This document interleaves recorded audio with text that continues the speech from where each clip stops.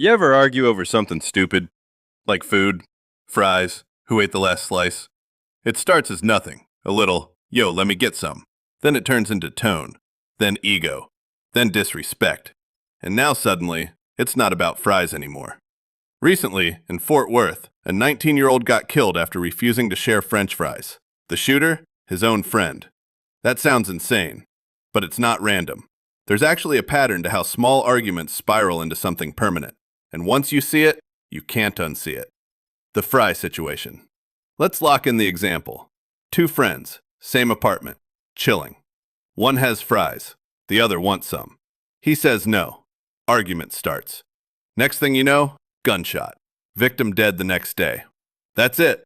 No big backstory, no long beef, just fries. Which makes it feel stupid.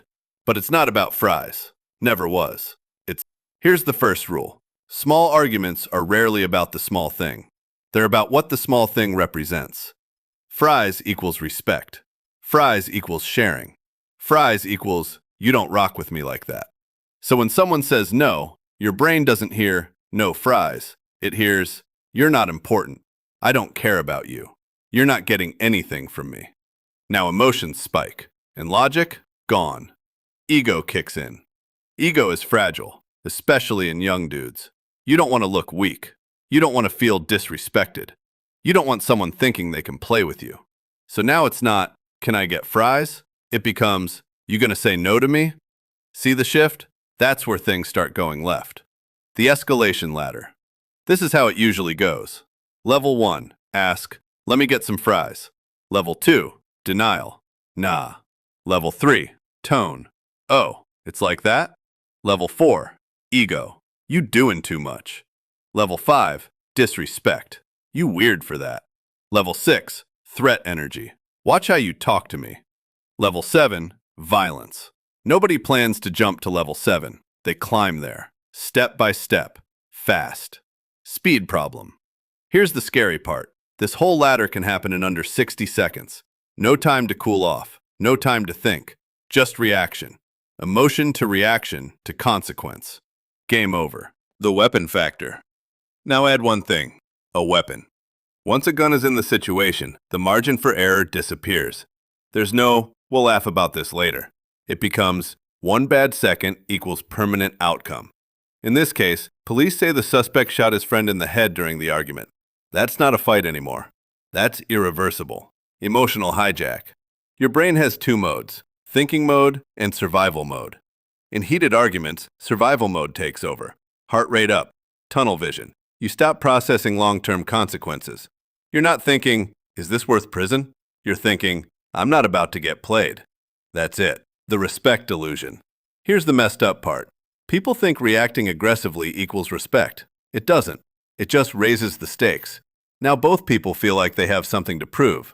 Now neither can back down. Now it's a collision. Pride trap. Pride is expensive, and it collects instantly. In this situation, one person could have just said, all right, whatever, and walked off. But pride says, don't let that slide. So now you stay, you argue, you escalate, and now you're stuck in it. Point of no return. There's a moment in every argument where it can still end. A small window, a pause, a laugh, a walk away. But if both people miss it, now you're locked in, and everything after that is just momentum. Real-life translation. Think about your life. Not shootings, just normal stuff. Arguing over food, money, who paid last time, borrowed clothes, game losses, group chats. Same pattern. It starts small, turns personal, escalates. Difference is, most of the time, nothing happens. So people think it's harmless. Until one time, it's not. The environment. Context matters too. Close spaces, tension already there, history between people. These two were friends and neighbors. So this wasn't strangers. This was familiar, which actually makes it worse, because expectations are higher, and disappointment hits harder. Familiarity problem. The closer someone is to you, the more their actions affect you. A random dude says no to fries, you don't care. Your friend says no, now it hits different.